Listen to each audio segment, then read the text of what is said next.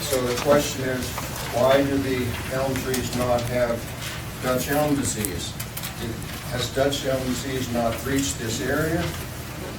Have they not been exposed to it? Or have they been exposed to it and they have resistance? If they have resistance to Dutch elm disease, that will add value to those trees. It sometimes happens that a species on the periphery of its range can have resistance to a pathogen. That's the case with the American chestnut. Some species, some trees on the periphery of the chestnut's range have resistance to the chestnut blight. Now, I'm just asking the question whether does that apply here to the elm trees we have? Have they not been exposed to Dutch elm disease, or do they have some resistance to it? I don't know what. I mean, that was not addressed whether they none of the reports I've seen have said they have it, but they didn't say why they didn't have it. Yeah, would ask that question or know the answer to it. Because as he said, it would be extremely important. If those trees are resistant to Dutch elm disease, that would be extremely important. Right. Maybe they can be cultivated somehow, cuttings, I don't know what, to try to, or crossbreed or something to try to come up with trees that are resistant. Understood. To the Dutch elm. All right, so we're going to move into the presentation. We've got our construction staff here. The gentleman in the back, Andrew Deming, is actually a construction project engineer. He will be up here on a regular basis, not on a daily basis. There'll be other inspectors. Ken Slama is the supervisor. He is our resident construction engineer. Ken will be here less often than Andrew, but Ken oversees or helps to oversee all the projects in the south half of District 1, and also some projects that are up on Highway 61, such as this one. So with that, I'll turn it over to Andrew. Thanks, Michael. So yeah, I'm Andrew Deming. My role with MnDOT is a construction project engineer. My role is once the contractor's on board, I oversee the construction, oversee the contractor, the prime contractor who MnDOT has a contract with, and all the subcontractors working for the prime.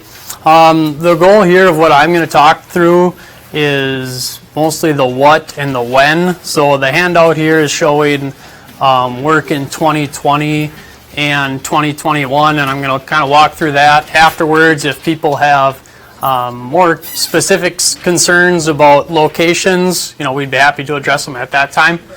Are you not able to hear me? Sorry. That doesn't amplify, it's just for the... Sorry, I'll just have to talk louder. All right. So starting in 2019, there will be some, that's not shown here, but there will be some preparatory work. When we come through, utilities who have conflicts with our projects are asked to relocate. So there will be work out here. The city has utilities, overhead power that they hope to move underground. Also other utilities, private utilities, need to be relocated in order for us to do our construction. So that's scheduled to start this fall, so you'll see some of that. Some of the other preparatory work we'll do is what we call potholing, specifically where we have underground locations. We can see on the map where we think underground conflicts are, but there are some locations where we want to know for sure. So those would be the signalized intersections. We want to know where we're putting our foundations, that's going to work. So we'll have what we call a vac truck, where the plan has us putting the foundations. We're going to vac a hole and we're going to verify that the signal foundation can go there. And the reason for that is the lead time on the signal poles can hold up a project. So we want to know now so we can order the steel so that when the signal pole gets here, we know it's the right one, the signals will be in the right location. So that's some of the preparatory work that'll be starting this fall. Also, as you all are aware, this fall we're planning to start tree clearing, and that's not only the trees in town, but we're doing 11 culvert replacements in the rural sections as well. So if there's trees down the inslope at the culvert inlet and outlets that need to go, in order for us to perform our construction, that is also what's scheduled. So it's not specifically to what's in town. Moving into 2020, what I would call the start of the meat of the project. Mostly what's shown here is the urban section of the work, and this is mostly going to be constructed in 2021. During 2020, we're going to start in mid-May. We'll go through the beginning of October. To the west of 8th Avenue, there's roughly 2.5 miles of paving. The Fall Creek box culvert is in that area, and there's also some smaller culverts that'll be replaced. While we're paving and replacing the smaller culverts, Highway 61 will be open to traffic. If you've ever driven through a milling and paving operation, there'll be lane closures and shoulder closures. Traffic will be handled with flaggers on either end of the operation. So that's the same with the culverts and the paving. The Fall Creek, as we discussed a little bit earlier, that's planned for after the Fisherman's Picnic, and that'll go for a 24-day duration. The reason for that being historically, it's less risk to build that culvert in August during the driest part of the year. And when we're working on the Fall River, traffic will be a complete detour up onto County Highway 7. Now, local traffic will be able to access their homes and businesses, of course. So moving east in 2020, we're also going to reconstruct the 8th Avenue intersection. And that'll be a phased construction in 3 phases. One of the phases will be the north half of that intersection. We'll close that. Traffic will be on the south side, controlled by a signal. And then the next 2 phases, because it's the only access to the park there, we're going to construct the south half at a time, in order to keep access open to the park. So then 2020, the next piece that'll be worked on in 2020 is a complete shutdown of Broadway Avenue. And on that, you can see here, that'll be detoured onto 1st Avenue West and to 2nd Street. Then from there, we'll do type of partial reconstruct of the urban, not a full reconstruct. When I say full reconstruct, I mean remove the pavement, dig down to the subbase, and reconstruct all the utilities. But a partial, we'll be doing some sidewalk work, we'll be replacing the pavement, and that is from Broadway to Gunflint, and then it ties into our paving project here on the east side. And that's going to happen during 2020. That's not a full closure between Broadway and the Gunflint. That'll be handled similarly, flagging operations, lane closures, and shoulder closures.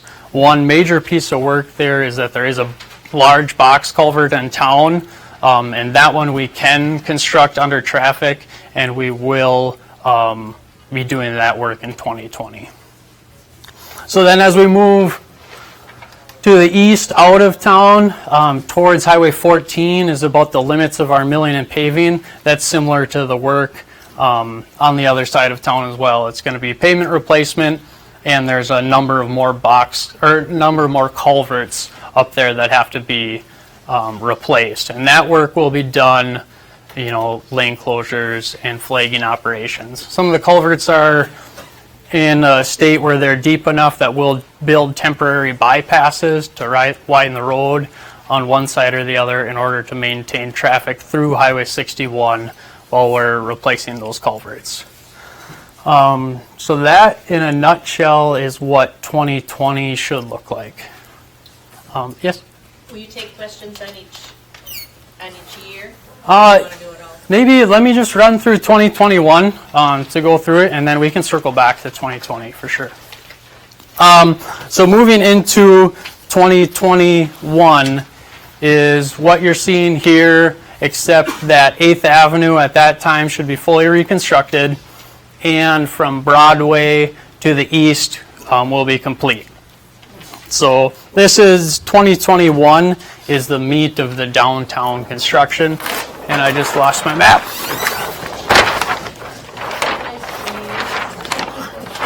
Yes, they are very nice to reuse.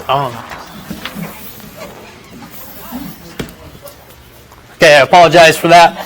So again, in 2021, a similar start date, May 8, middle of May through early October. What drives our start date is load restrictions. In the spring, load restrictions get placed, and historically in this area they'll come off in the middle of May, and that's when we get started. So the contractor has the means to haul equipment and material on and off the job. So as you see here in 2021, there's kind of split up into two sections. First section would be 3rd Avenue West to Broadway Avenue. Now that is a complete closure for those 3 blocks. It's a total reconstruct of the highway, pavement section, base section, utilities, and stormwater. And that is also the location of MPCA contaminated dig. So that's also in there. So that is a complete closure again, 3rd Avenue to 3rd Avenue West to Broadway. The second major piece of the 2021 work is 8th Avenue West to 3rd Avenue West. And that will be open to northbound traffic, and we'll essentially construct that in 3 phases. The 2 major phases will be, 1, we'll construct the north side of Highway 61 while traffic is on the south side. When that's done, we'll flip traffic, keeping access open to Wisconsin Avenue. So those are the 2 major phases. First construction in the north, then the south. There will be a 14-day closure to tie into Wisconsin Avenue to build this intersection. But at that time, when we do that, Broadway will be open to traffic to have access to downtown. So I kind of touched on that at a high level, not hitting the specific dates, but that's an overview of the construction schedule and how we're going to handle traffic. We'd be happy to take more detailed questions on staging and schedule if you've got them. Yeah. I have 2 questions. One, going back to 2020. Yep. When you show the resurfacing, it continues about 2.5 miles to Coyote Ridge. Yes. So right now there is a center suicide lane for left turns that extends up beyond the city limits. Is that center left turn lane going to remain intact, or are you going to take that out? Yes, I believe so. So on the design, Michael may have more information than I, but that section of road would be just replacing what we currently have. All right, and then on your 2021 map, Yep. it shows that County Road 7 is between 5th Avenue and the Gunflint Trail is closed to through traffic, and I see a barricade on each end. What type of barricade is that? Is it closed 100%, or can you get around, or what? I don't understand what that means. There's no traffic can get in or out there? No traffic. Well then, how are you going to get? Where are you talking about? On County Road 7? Yes, That's between closed 5th Avenue. That's close to, it's open to local traffic. Oh, I apologize. Yes, between 5th Avenue West and the barricade by the Gunflint, that is closed to through traffic. So how is it barricaded? It's barricaded with a Type 3 barricade normally, and has a sign that says closed to through traffic. Orange and white. So You'll it's, build a drive around them, but there'll be signs that, so if someone isn't supposed to just come through with intent of driving all the way through, you're supposed to have a destination within that. Okay, but you can drive around the barricade, Yeah. so someone can drive through if they ignore the posted through traffic if they choose to. But Yes. But you can at least drive. Okay. Yep. I should then, where I got confused, the full closure is between 3rd Avenue West and Broadway, the 2 black marks there. So I apologize for that. Yes, I'm back. Could you speak to what's going to be happening west of town with that, from the fall, around the Fall River with the bike trail? Is that all going to be built in 2020? Or are you guys not involved? Michael, do you want to handle that? We're not involved, that's a DNR Okay. project, so we're not involved. So, I should know the schedule of that. I think we have it written into our contract of what construction year. But off the top of my head, so that has nothing to do with, No, nothing to do with our 60. Even the section that you're doing, you're not doing anything for That has adjacent? nothing to do with the DNR trail. The DNR project is down by the Fall River, where they're building the bridge over the Fall River. That's what you're referring to, right? well, yeah. Yeah. Anything that's happening in town here, yeah, it's MnDOT. Michael, the last that we heard about the schedule for the district army through there was constructing the bridge this fall and then doing the trail work next summer between Cutface Creek and Grand Marais. Okay. That wasn't final, but that's what we were visiting with them about a different project. Okay. And they mentioned that was the current plan. Okay, so that's a DNR thing? It's a DNR trail. Even though we've gotten letters from the state of Minnesota. Well, It's the the letter Minnesota is- Department of Natural Resources, and this is the Minnesota Department of Transportation. Got it. Okay, thanks. Yes. Yeah, go ahead. So the trees are gonna get cut. How, what happens to the wood? On all removals, material that's removed from the job, it becomes the property of the contractor. Of the contractor? The yes, the contractor, yep. And there has been some conversation in previous meetings that would be made available to someone who wanted to use it for something. But that's between the contractor and that someone? Yes. So who's the contractor? KGM contractors out of Angora, Minnesota.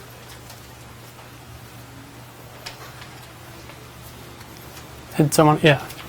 I don't want to detract from the tree issue, but can you tell me what the temporary left-hand turn is going to be onto Fifth Avenue, which is that you do the county courthouse, et cetera, is going to be like during the construction, and what it's going to be like during, once you're done? Is there going to be a new light? Is there going to be a left turn light? Is there going to be a big backup coming from the west to the? I can speak to during construction. We are going to put a temporary traffic signal there. So what that would entail is at each quadrant, a temporary post being driven and a traffic signal will be. You're talking about 5th and 61? 5th and 61? Yeah. Oh, sorry. 61. So what's going to be there? So when we're done, there will be a left turn lane to go up 5th Avenue. So if you're coming from Duluth, there'll be designated a left turn lane. Oh, there will be a left Yes, turn lane? there will Okay. be, yes. There's not a temporary signal or permanent signal going into that location. Okay, so it's the same as now? Correct. Okay, so it's going to be exactly the same as it Yeah. is now? Now, the geometry is going to be a little different in the fact that there's going to be bump outs built on each side of the road. The crosswalk will be 15 feet shorter than it is today. So right at the intersection itself, there won't be parking like there is today. Okay, Because right today, you could park on the crosswalk if you wanted. Correct? I mean, illegally. right. And when we're done, We don't. we use geometry and engineering, right, to help keep people from doing illegal things. So that's one thing. But, so we'll still only have one light in town, on Broadway? Correct. Yep. Okay. Yeah. Do you have the culvert locations that will be replaced east of town available for review today? Yeah, if you, after this presentation, I'd be happy to show you. Great, thanks. Yes? So in 2021, you have Wisconsin Avenue as a local detour, but this point I think is raised earlier. I mean, during Fish Pick Arts Festival, thousands of people come here, and the setups are all on Wisconsin Avenue. So they're already planning to not have that happen with events in town, just so you know. The art festival is looking for an alternate location. well, they're looking, but they haven't found one. Yeah, So they've been instructed that they can't be downtown because business routes have to maintain, just so you know. And the goal is to not have that detour by the time the starts. So we would, we're sending people down here and we're reconstructing 3rd to Broadway, but we're trying to get that done by the end of July so that then we wouldn't be detouring traffic down there in August. they don't have any delays to Hopefully we don't. I would be super happy. We always find changes. We do our best. That's my job, to do our best when we encounter a change, to have it not impact the schedule. And weather can play an impact on our schedule as well. But we do our very best to hold to the project schedule. We did do some things in the contract on like the 8th Avenue work, when the Broadway intersection, and then when we're between 8th and 3rd, and that's a single direction. And then the other section is between 3rd and Broadway, maybe that full closure. Those are kind of the 4 big impacts of traffic. So all of those have early completion incentives, so like a contractor gets an extra certain amount per day that they completed early. And a couple of them, we put an incentive in the bidding sequence to give the contractor a range of days to bid, and they get kind of an incentive on picking a lower day. On this job, the contractor picked the maximum amount of days on both those phases, and that kind of tells us that all the contractors actually picked the maximum amount of days. So that kind of tells us that we're already counting them down pretty tightly. So we'll be working on weekends and stuff like that. Yeah, I think we set it up like if we're anticipating like Monday through Saturday, pretty much sundown. I just want to go back to the trees, and since we've heard some conflicting opinions about the studies that were done, it seems like it would behoove the state to have that looked at again, based on that there's learned people and that have different opinions. And it doesn't seem right to the community based on the consensus of how people feel about it, that would go with one study and not look at the additional studies that were done. Community can provide that information. So the one that we've got is a published document. The person put their name on it, stood behind what they've got.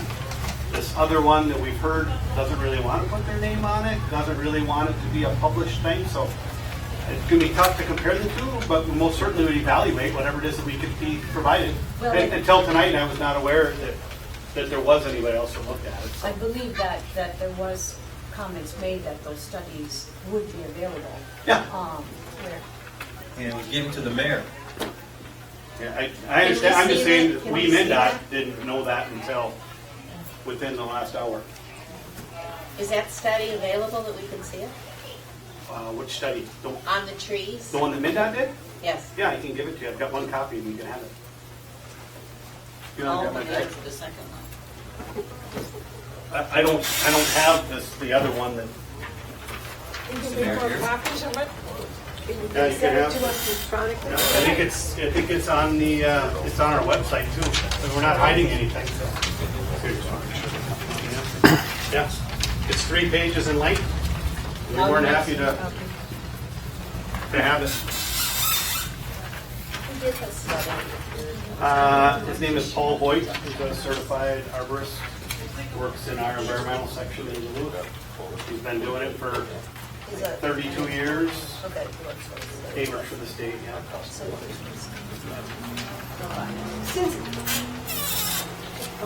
Since there's a dispute on the issue about these trees, is it possible for us to organize with you that we would think, that we would each give like 3 arborist names and have a neutral person choose one of them and have another study done? Is that possible to do in the next month?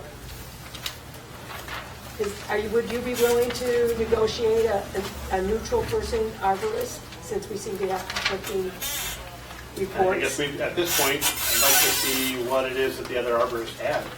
I don't know that we even need to get to that point. If the other arborist, I don't know. Well, we might not be, but let's plan, plan B, plan C. I'm sure you know how plan B and plan C works when you're putting down roads.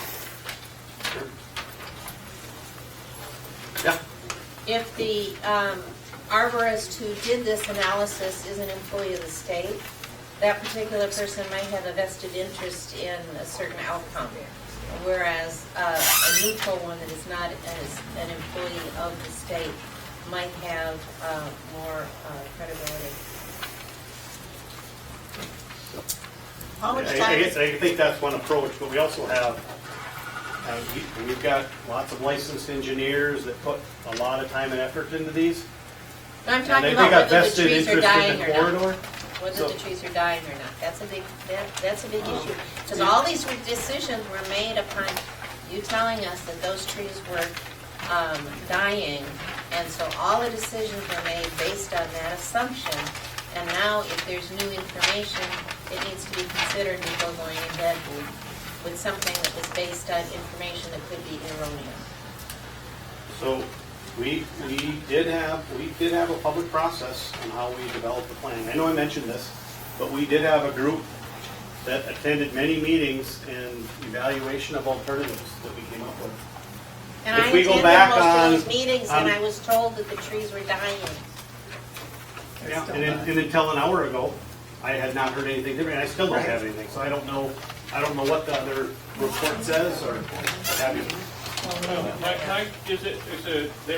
they are dying, right characterization, or my understanding was that they're in fairly poor shape and unlikely to survive the impacts of this project, and therefore it's best to take them down. I guess I'd like to let you read what the document says. Okay. My recollection, it's talked about condition of the tree. I don't know if it mentioned anything to do with construction activities. It may have. And when Barry comes back with it, you can read it for yourself. Yeah. When are the trees scheduled to come down? The first week of deer season. Right? The first week of deer season. November? When? Yes. Beginning of November. Yes, this year. Yep. Sorry if this has already been covered. There's a lot of talk about the trees, and if I missed this part, I apologize. How many of the trees are we actually talking about, and where are they specifically? So the trees that we're talking about are the trees that are located between the brewery, the coffee shop out here. Shavamoose. Shavamoose. There in Broadway. On both sides? Yeah, on both sides, yep. And not only she's gone, somebody said earlier there was 11, so I'm assuming there's 11 trees. And all the trees that are on the lake side would be removed with this project. On the inland side, there's a total of 3 trees that exist. And the middle one of those would be also taken out with our project. And the one by the library and one by the brewery on that side would remain in place. Thank you. Yep, you're welcome. Yeah, this says 11, so. There's like 19 copies.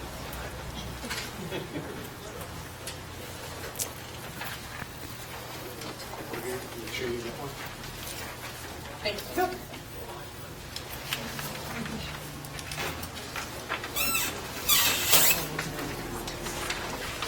Pictures? No. Oh, thanks. No, I got one. Do you have any more of those? I believe there's some on the back table. There were copies on the back table. Yeah. While we're doing that, can I ask a question about out of town? You bet. Have you been on Highway 61 between here and Thunder Bay? Yes. And seen the 3-lane passing zones that they have there?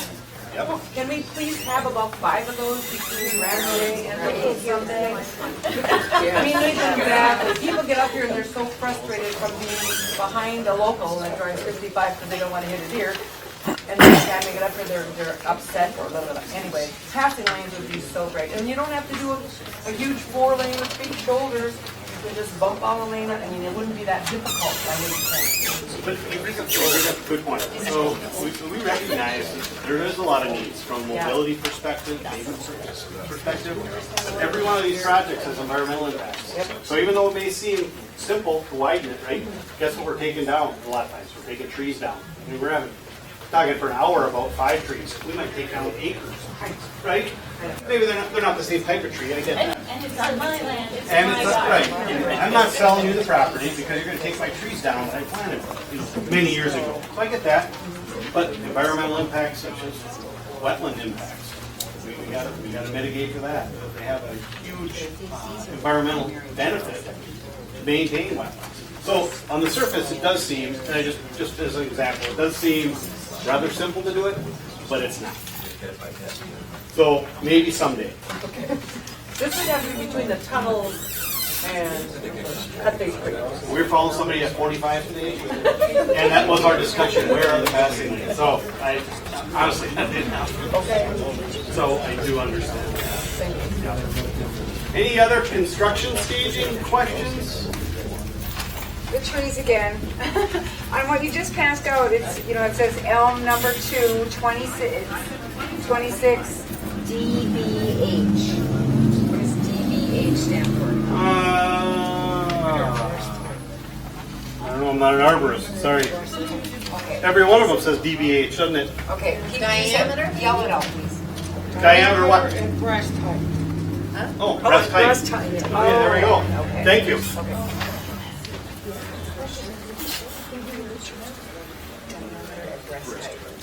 Any construction staging questions? So no concerns about that, most concerns about the trees. So.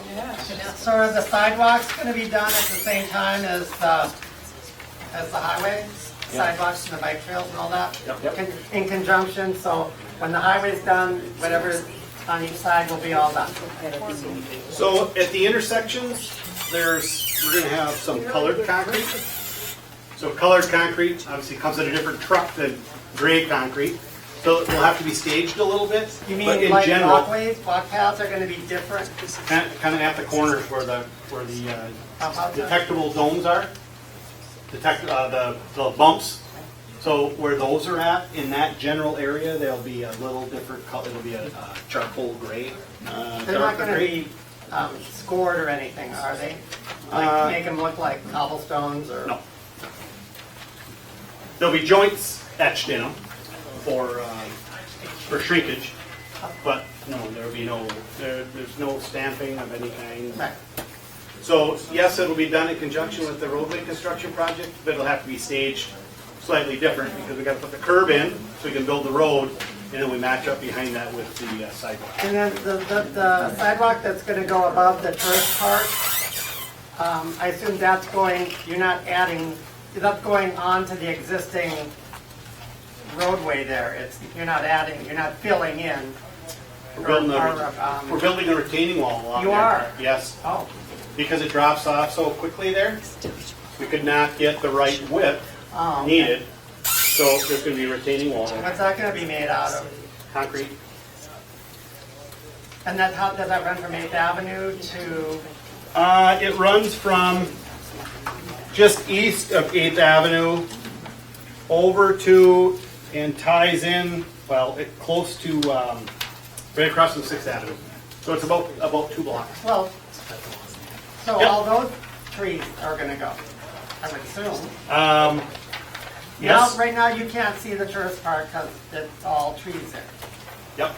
So that is all going away, is that right? Yes. Okay. Now, there's trees outside the MnDOT right-of-way in there, and I believe those should all be staying. but the ones on our side of the right-of-way line as needed for that retaining wall construction, yes, would be counted. So you're saying the ones that are closer down to the bike path? Correct. Right. Yep. The bike path would go away. Well, I thought the sidewalk and the bike path are gonna be the same thing?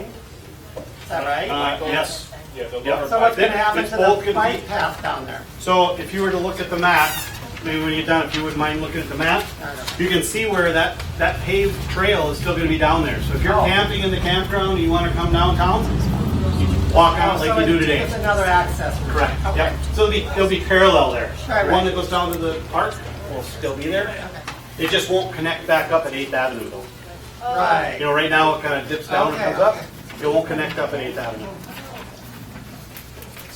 Yeah, I'm kind of interested in the history of the project. I'd like to know the person who initiated the thought of doing this project. Beginning, right from the get-go. Well, I wasn't here as part of that, part of the get-go. But somebody must have. Jim might be able to do a better Jim might job, be but the I best will, job. I will try. Okay. So my name is Dwayne Hill, I'm the district engineer. Name Dwayne? Dwayne Hill. So we have a 10-year program that we publish that shows kind of upcoming projects, and typically it's driven by the condition of pavement. So when a pavement is starting to deteriorate, our asphalt pavement, about every 15 years we got to go in and do something, typically build an overlay. So in Grand Marais we had identified that, and it was probably not even this year, we'll see what fiscal 19 we let this project, it was probably initially 17 or 18. We had identified that we're going to do a mill and overlay through Grand Marais in our 10-year plan.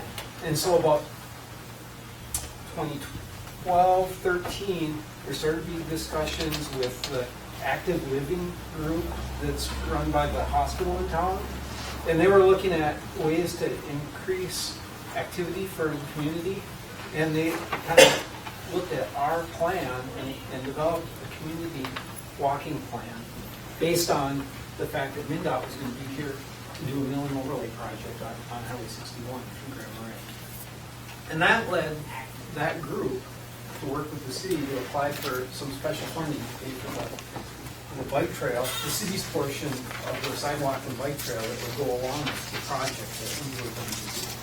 So then, once that funding was identified for the community, we started working with the city council, and we developed a steering committee that helped kind of guide some discussions. So we started out by saying, okay, what could we do? An overlay, or does the city have work that they need to do under the roadway? Do we need to reconstruct some areas where they want to replace utilities? That kind of led us to the decision to reconstruct the portion of the highway that's being reconstructed. And then we went through a visioning process with this steering committee to get input and ideas into what exactly they wanted this community wanted Highway 61 to look like through town. Did we want a narrower road, a wider road? Did you want boulevards? Did you want sidewalk or bike trail or both? Do you want it on both sides of the highway? Where do pedestrians cross? Do we need to make safety improvements? We went through a long, long process, multiple meetings. We went through a couple of different project managers. We brought in several different consultants to help lead the discussion. And, you know, all of it culminates in this plan. There were lots and lots of trade-off decisions made during that time, including over a year and a half ago, we had this exact same discussion about these trees, whether to try to modify the design to work around them or not. And community feedback was it's really important to meet some of our project goals that we had identified as a group. So, you know, that's how we got to where we are today. And it's been a long process with lots of public involvement with the community. Many meetings, many different state opportunities. We've had our staff do door knocking with businesses, and we've gone out, we had to acquire easements for both sides of the highway so that we could tie in our construction with the private property. So we had individual conversations with our appraisers and different people with all the landowners along many different avenues to get feedback to get to this point. I'm very curious about the steering committee. Of the steering committee, could you tell me how many people were on it? And of those many, how many were local people for like for 30 or 40 years? So how many people in this room are on this? Most of us aren't here. I was on the last half. So we have 3 here. How long have you been? Can you mention? I don't know that the tenure of your residency is as relevant as if you live here now. And one of the things that I haven't... 3 years, but this was already done when I started. I was here 3 years. One of the things that I haven't heard anything about yet tonight that is, you just said trade-off, and it came to mind to me. But there's a part of this project in the section that really affects where these trees are. That's removal of contaminated soil. And did this come up in the 4 to 5 o'clock portion? Okay, and I don't need to really go into it, but just to reflect that that's a really important factor to me, that be dealt with as well. So. First, I'd like to address the contaminated soil issue. The one thing people need to understand about oil in the soil here, a lot of what underlays sound is beach crab. The oil that's accumulated over all these years, Lake Superior and the way the water table, everything moves, that oil moves around under this town. That's why there's wells everywhere. One day it might be over there, more of it. One day it might be more of it over here. To go to 2 spots and say we're going to dig it all out, you're not going to get rid of the oil. You might get rid of some contaminated stuff in one spot, but it could just as likely, the oil could shift again and move back to those spots once it's clean. There's been no real evaluation of it. Excuse me, this is an MPCA project. It's not even a mndot project. They learned that mndot was doing this, and they said, we want to come in and get as much of that contaminated soil out of here as we can. So when they're doing it, there will be a 10-foot deep pit between the front door, cobblestone, into the backyard of Harbor Inn. And my understanding was that those test wells showed them quite well what the parameter of that contaminated soil was, and they're going to get it. That's MPCA. That's not me on the street telling you that this is going to be. These are professional people who came in and said, we want to do this. That's not just Joe Boyle saying, this. It was, I'm sure PCA's design was done by people who do that for a living and other communities that understand the geology. Are we like a mini Superfund site?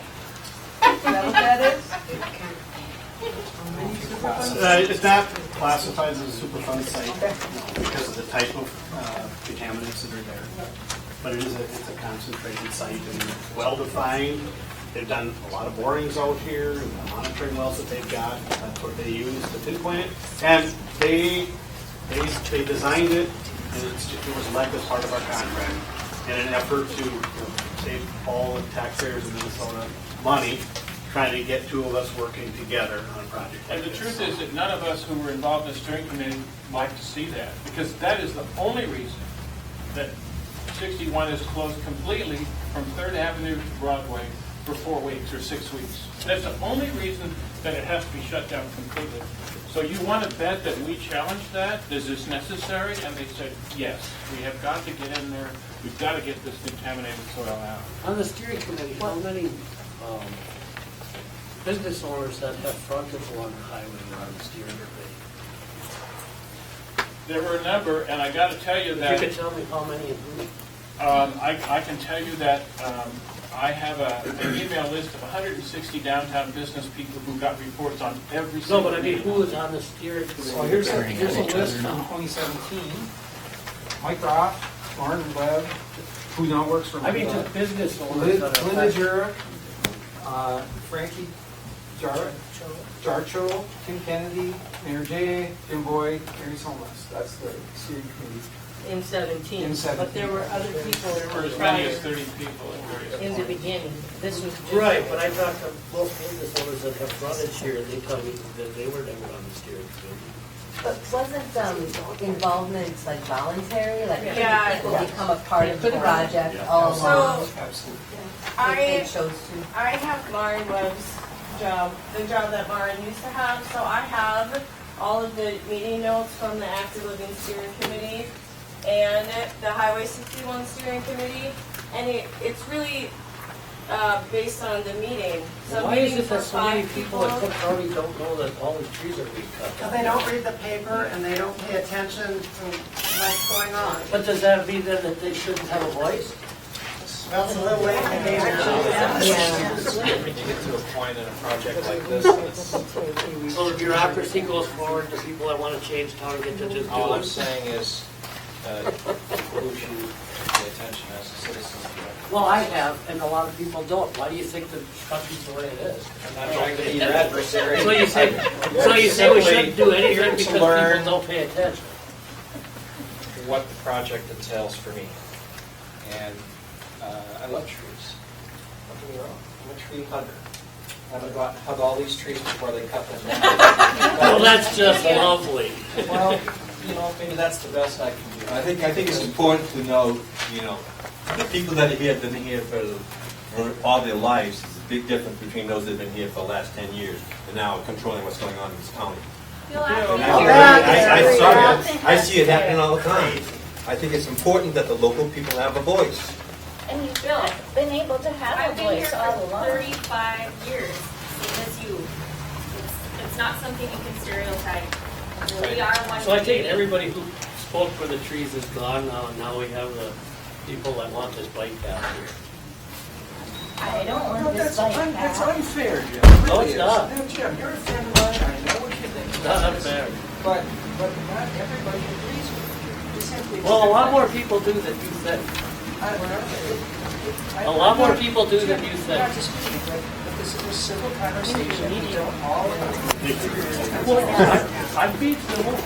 How can a person find out about those contaminants, like just like what they are? Is there a place, because I'm out of that loop, I'm just curious. What is being removed? Is there a short answer, or is there somewhere I can read about it? Is it an old gas station? You're talking about contaminated material? Yeah. So my understanding was actually where the cobblestone building is, something in behind that is actually what contributed to what's underneath 61. Are they gonna pay for the removal of? Yeah. They brought their own funds to pay for it. No, I mean, whoever made the contamination. No, we pay for it. I don't know, I don't think the current owners, I mean, it was owners ago. And just so happens inside this zone of excavation are 4 of those 11 trees. So we're gonna have a 10-foot hole out there in the area where 4 of those 11 trees are. So regardless whether the trail was to go there or not, it'd be quite difficult, well, impossible to save those speaking for what it's worth. So I don't know exactly what, but there are reports generated for what type of contaminant. Somewhere along the line, I heard somebody say that they've been at a meeting and someone had said that it would cost less to move the town than it would to get rid of the contaminants down there. So if the PCA is willing to take that out of there and get it out of there so that it never affects us anymore. If the lake levels go down, is that going to start draining out into the harbor? I mean, that kind of stuff. Who knows? It just seems to me like it's a good idea to get it out of there. And it was about $1.2 million for what it costs for the PCA to pay for that. So I mean, it's a significant cost. And it's cheaper for them to do it in conjunction with their job because all the pavement excavation and the paving, the curb and gutter and the sidewalks, we're paying for under our project. We can do that either way. So it is a benefit to them. That's why they're doing it. It is a detriment to us in our construction staging because, as Jim pointed out, that's why we're having a full detour.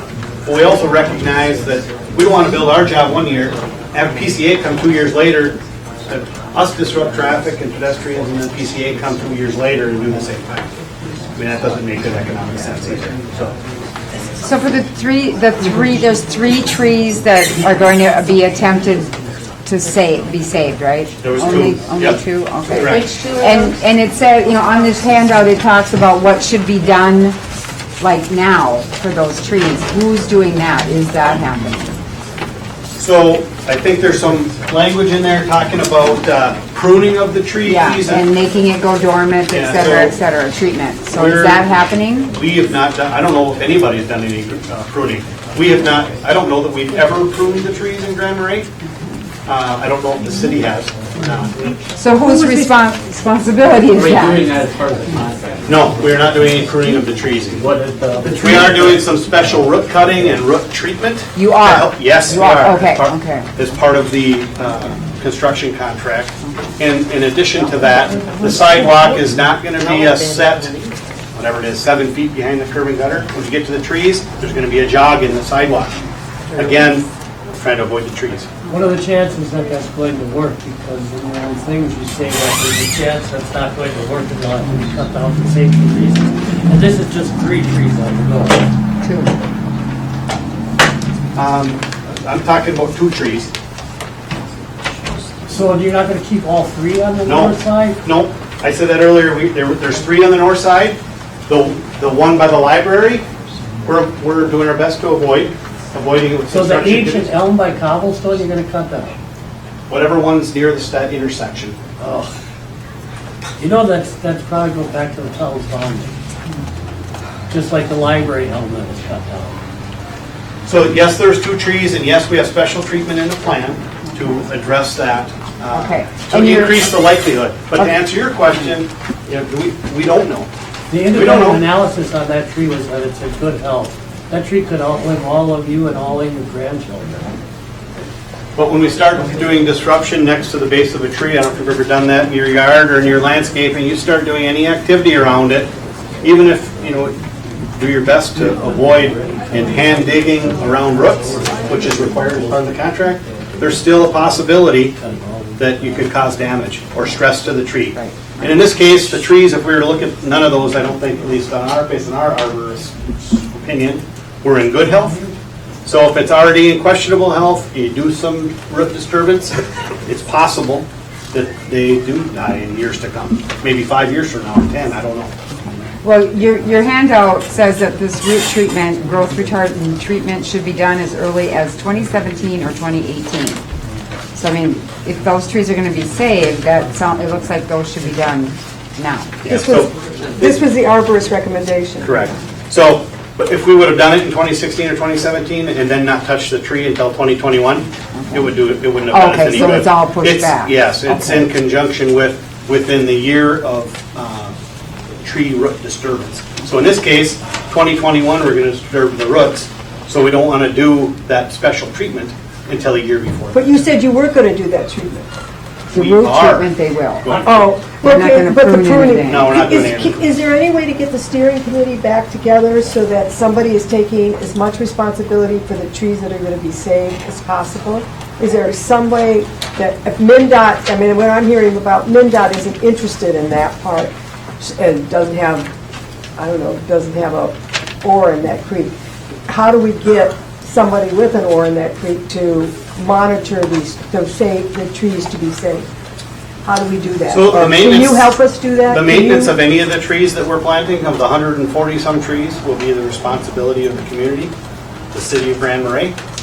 So I would suggest for the trees that are out there now, any of the trees that need to be pruned, that should be addressed with the city staff. And you're only talking about the 2 out of 11. Correct. Can you explain, now that there's a map available, which are these 2? The one in front of the library, the one in front of Voyager. Number 1 Okay. and number 8. Number 1 and number 8, okay, got it, thank you. Number 1, and thank you. The giant hole in the cobblestone was cut down over that.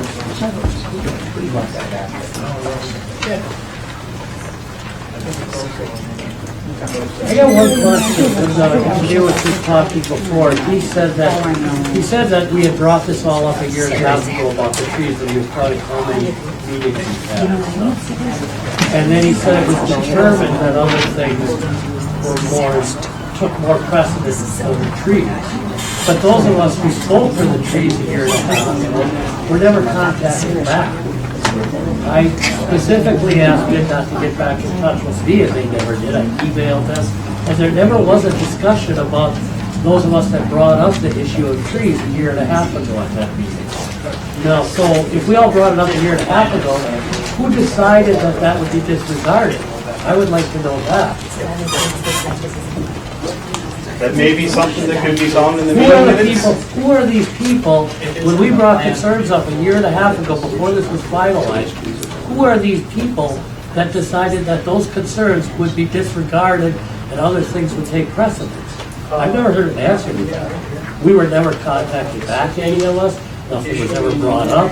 We asked for an independent analysis of the trees, it was done. I know the mayor has it, I saw the email chain, and he never made that public about the health of the trees. This is a faulty analysis, there was another one done. Yeah. Did the steering committee see that? Thank you, guys. Thank you. And I guess it doesn't matter. Thank you for your time.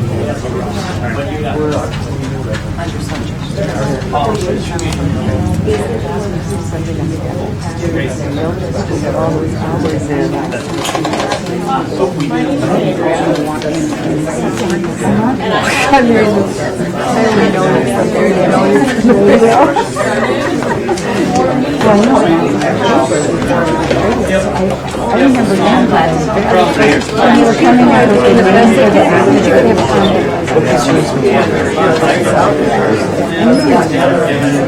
you know, it's like, actually, you know, it's like when I drove down the last couple of days and I've driven down, I'm like, oh.